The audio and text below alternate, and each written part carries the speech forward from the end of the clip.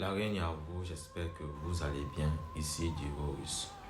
Aujourd'hui, je viens pour répondre à certaines questions. Bon, je les ai regroupées parce que c'est un peu dans le même thème, qui sont généralement trop posées dans mon inbox et même parfois dans les commentaires. Je pense que vous voyez souvent cette question, à savoir quelle est la différence entre initiation dimensionnelle, initiation, pacte, mariage et autres avec les esprits. Bref, c'est de ça qui sera question dans cette vidéo. Je vous invite à vous abonner, à liker, à partager la vidéo et à activer la cloche de notification.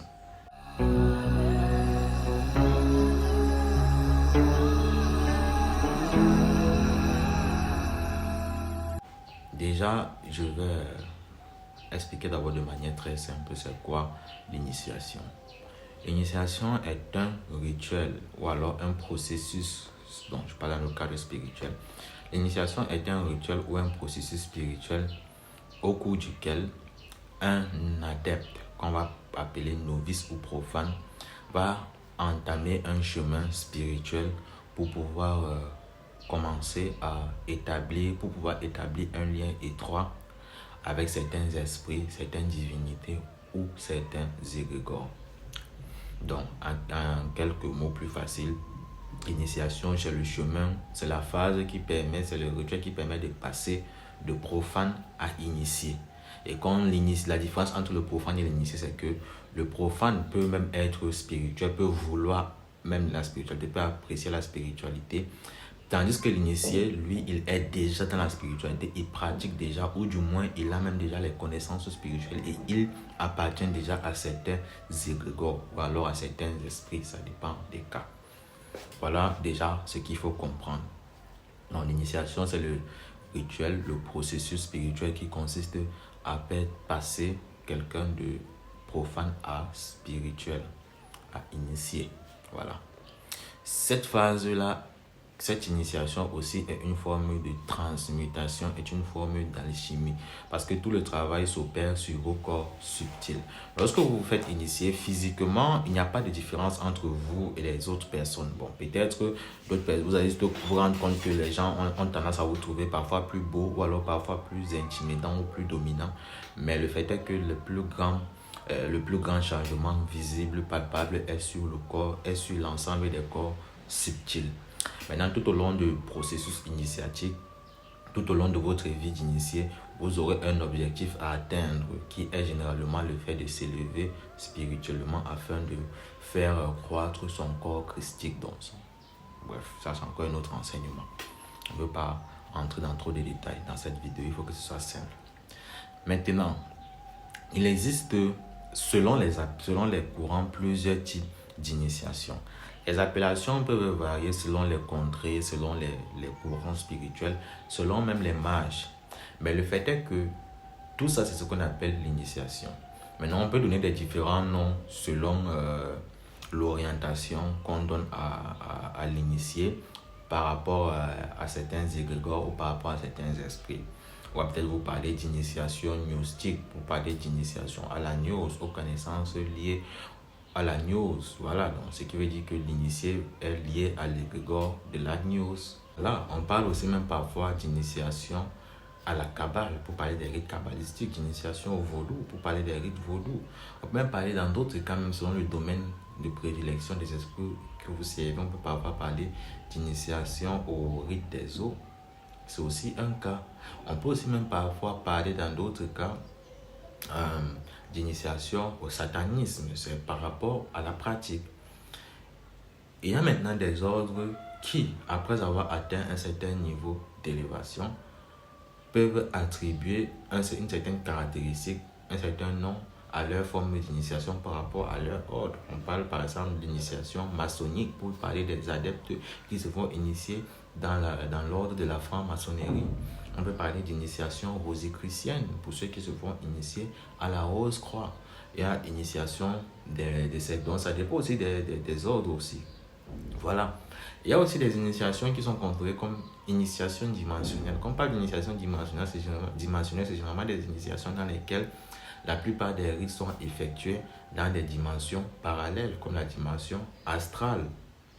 Je ne sais pas si vous comprenez.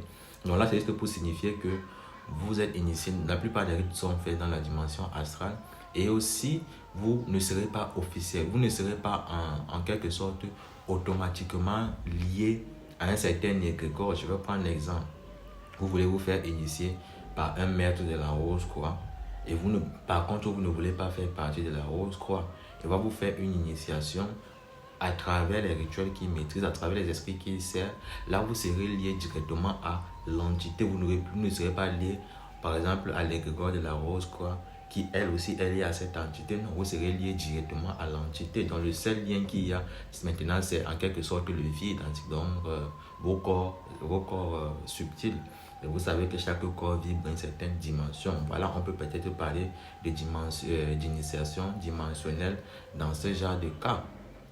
D'autres peuvent aussi parler d'initiation dimensionnelle dans le sens où on vous fait une initiation qui se passe toujours dans une dimension parallèle, mais sauf que cette initiation est subite, donc on vous donne tout rapidement à un laps de temps.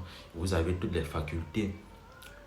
Maintenant, tandis que les autres initiations qui vont peut-être ne pas être considérées comme dimensionnelles par certains mages, comme je vous ai dit, les appellations dépendent des initiés. Chacun appelle ces choses, ces pratiques comme il veut en fait.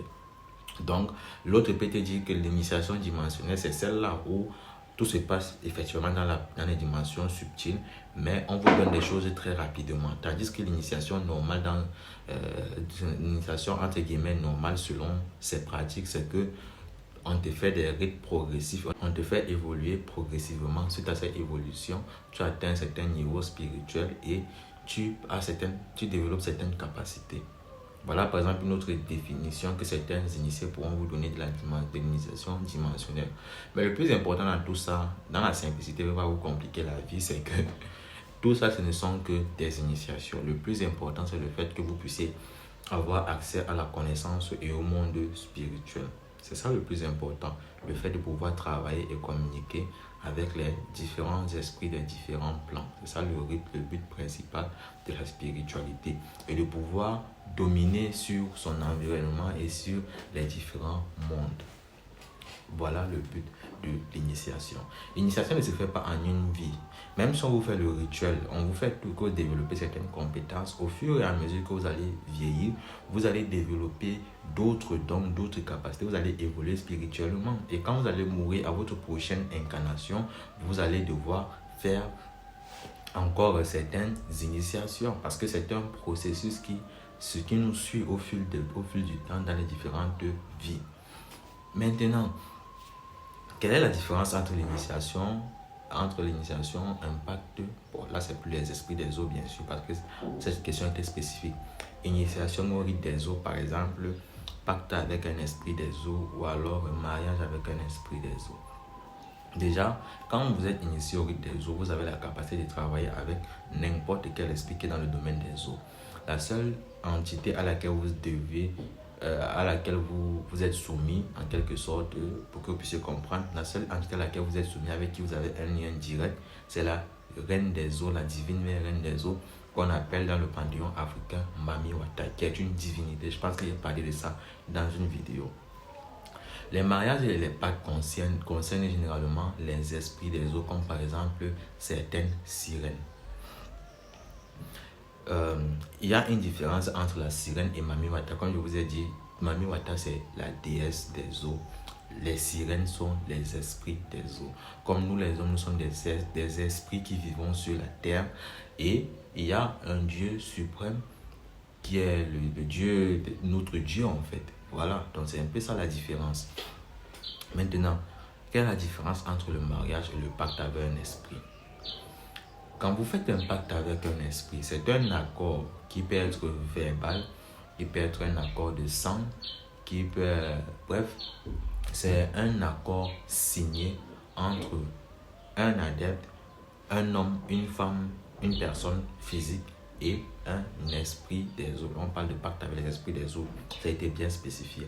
Dans le domaine des démons, c'est presque pareil aussi. Donc, quand vous faites un pacte avec un esprit, vous signez un accord, un contrat avec cet esprit-là. On parle là éventuellement de l'esprit des eaux. Voilà. Vous avez un accord où chacun a un rôle à jouer. Et les pactes ont des durées bien définies.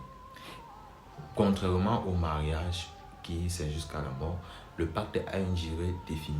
Et dans, on va dire, 90% des cas, lorsque le pacte prend fin, lorsque la durée du pacte est arrivée, donc lorsque, si on vous a dit un pacte de 10 ans, sachant que 10 ans dans le monde spirituel, c'est 5 ans dans le monde physique. Bref, lorsque la fin du pacte arrive, l'esprit, parfois dans 90% des cas, réclame votre âme. Voilà par exemple une sorte de pacte, ce qui veut dire que physiquement vous allez mourir, mais vous allez aller servir l'esprit dans son domaine. Tandis que le mariage, c'est en quelque sorte un accord entre un homme et un esprit qui stipule que les deux vont collaborer ensemble, vont en quelque sorte s'entraider pour que chacun puisse obtenir ce qu'il veut. Généralement, au-delà de cela, pour les esprits des eaux, les mariages avec les esprits des eaux incluent souvent les rapports intimes avec ces esprits-là. La similitude entre les deux, c'est que tant dans le mariage avec l'esprit que dans le pacte, il y a des conditions, des règles à respecter. Sauf que dans le mariage, les règles sont plus souples. En cas de rupture des règles dans le pacte, généralement cela s'ensuit soit de la folie, soit de la mort, soit des répercussions irréversibles. Tandis que dans le mariage, en cas de non-respect de certaines conditions que l'esprit vous aura posées, vous aussi dans le mariage, vous allez aussi poser vos conditions à l'esprit aussi. Donc c'est un accord entre les deux.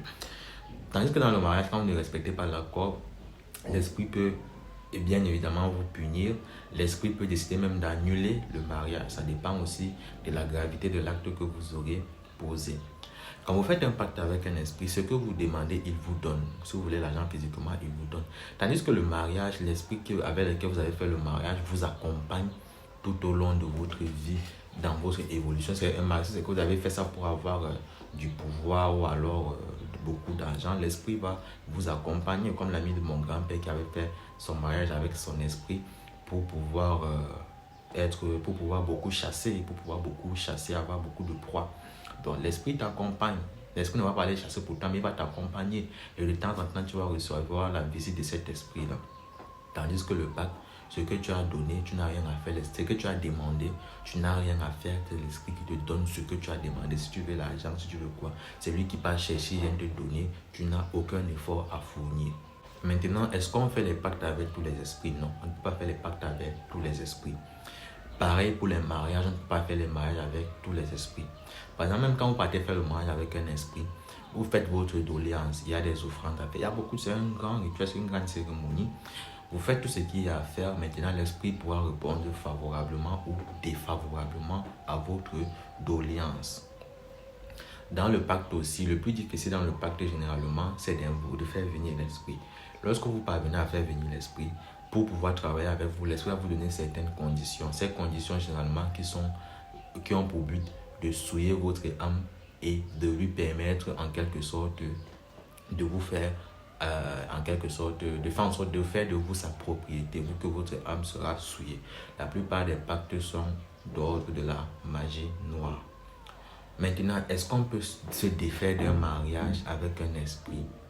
Quand on veut se défaire d'un mariage avec un esprit, cela est difficile. Généralement, on transmet cet esprit à quelqu'un d'autre. On donne l'esprit à quelqu'un d'autre. Est-ce qu'un mariage peut s'établir sur plusieurs générations? Oui. Maintenant, le pacte, est-ce qu'on peut se défaire d'un pacte? C'est difficile. On peut se défaire d'un pacte. On n'a pas besoin de le transmettre à quelqu'un d'autre. Sauf que dans le pacte, quand vous allez vous défaire, c'est risqué dans le sens où si l'esprit est assez puissant ou très vigilant, cela peut se terminer par la folie de la personne qui avait contracté le pacte ou alors par la mort de ce dernier. Parfois même, lorsque l'esprit n'arrive pas à atteindre la personne, dans 99% des cas, il récupère tout ce qu'il vous a donné. Et généralement, il sème un vent de malheur dans votre entourage. Donc, quand vous rompez un pacte avec un esprit, si c'est un pacte de richesse par exemple, pour que vous puissiez encore avoir la richesse, ça devient le parcours du combattant. C'est comme si on vous donne, je ne sais pas, un couteau en plastique, on vous demande de scier une barre d'acier, je ne sais pas, de peut-être 20 mètres de diamètre. Ça sera pénible en fait. Donc c'est comme ça. Voilà, j'ai essayé d'expliquer le plus simplement possible. J'espère que cette vidéo vous a assez édifié. Abonnez-vous, likez, partagez la vidéo, activez la cloche de notification. L'araignée avant, c'était Different Voice.